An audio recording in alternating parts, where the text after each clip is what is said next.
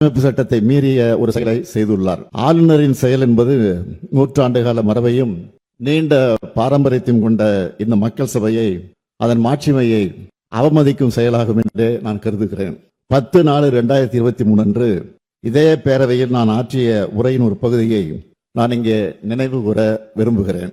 ஆட்டுக்கு தாடியும் நாட்டுக்கு ஆளுநர் பதவியும் தேவையில்லை என்று பேரறிஞர் அண்ணா அவர்கள் கூறிய போதிலும், அதை முத்தமிழறிஞர் தலைவர் கலைஞர் அவர்கள் வழிமொழிந்த போதிலும், அந்த பதவி இருக்கும் வரை அதற்குரிய மரியாதையை கொடுக்க அவர்கள் முதலமைச்சர்களாக இருந்த நேரத்தில் தவறியதில்லை.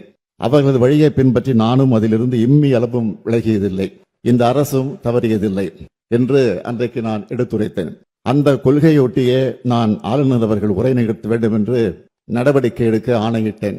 எனினும் மாண்புமிகு ஆளுநர் அவர்கள் ஏற்கனவே நடந்து கொண்டது போலவே மீண்டும் இன்று செயல்பட்டிருப்பது மிகவும் வருத்தத்திற்குரியது. தமிழ்நாடு சட்டமன்றம் 8.5 கோடி தமிழ் மக்களுடைய உணர்வுகளை பிரதிபலிக்கின்ற மாமன்றம். ஆளுநர் என்பவர் மாநில நலனில் அக்கறை கொண்டவராக, மக்கள் மேம்பாட்டில் ஆர்வம் கொண்டவராக, உண்மையை பேசுபவராக இருக்க வேண்டும்.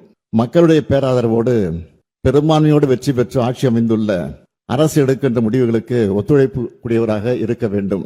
அதைத்தான் அரசியலமைப்பு சட்டமும் அந்த பதவி வகுப்பிடம் இருந்து எதிர்பார்க்கிறது. ஆனால் நம்முடைய ஆளுநர் அவர்கள் அதற்கு மாறாக செயல்படுகிறார். மாநில நிர்வாகத்தை முடக்கவும், பொது மேடைகளில் அரசியல் பேசியும் அவதூறு பரப்பி வருகிறார். அது அவர் சொந்த விருப்பம் என்று கருதலாம். எனினும் அத்தகைய ஒரு முயற்சியை இங்கும் செய்ய அவர் முனைவது ஏற்புடையது அல்ல. நூற்றாண்டு விழா கொண்டாடி சீரும் சிறப்போடு இயங்குகின்ற பேரவையின் புகழ் மங்கிடாத வகையில் பாதுகாத்து வந்த சான்றோர்களின் வழித்தடத்தினை பின்பற்ற வேண்டிய கடமை நமக்கு உள்ளது. வரலாற்று பெருமை கொண்ட பேரவையின் மாண்பினை பாதுகாக்க வேண்டிய முதல் பொறுப்பு எனக்கு உள்ள காரணத்தால் கீழ்காணும் தீர்மானத்தை மாண்புமிகு பேரவைத் தலைவர்களின் இசைவோடு சட்டமன்ற பேரவை விதி 17 தளர்த்தி முன்மொழிந்திட அனுமதி கோருகிறேன். அனுமதி அளிக்கப்படுகிறது. நன்றி. தீர்மானம்: ஏற்கனவே உள்ள நடைமுறைகளை பின்பற்றி தமிழ்நாடு அரசால் தயாரித்து அனுப்பி வைக்கப்பட்ட ஆளுநர் உரையை பேரவையில் படிக்காமல் மாண்புமிகு ஆளுநர் அவர்கள் சென்று வருவதை இப்பேரவை ஏற்கவில்லை.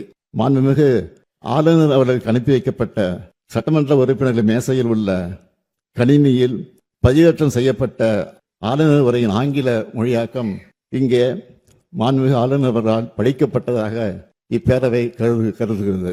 அவ்வாறே அவை குறிப்பில் நடவடிக்கை குறிப்புகள் இடம்பெறலாம்.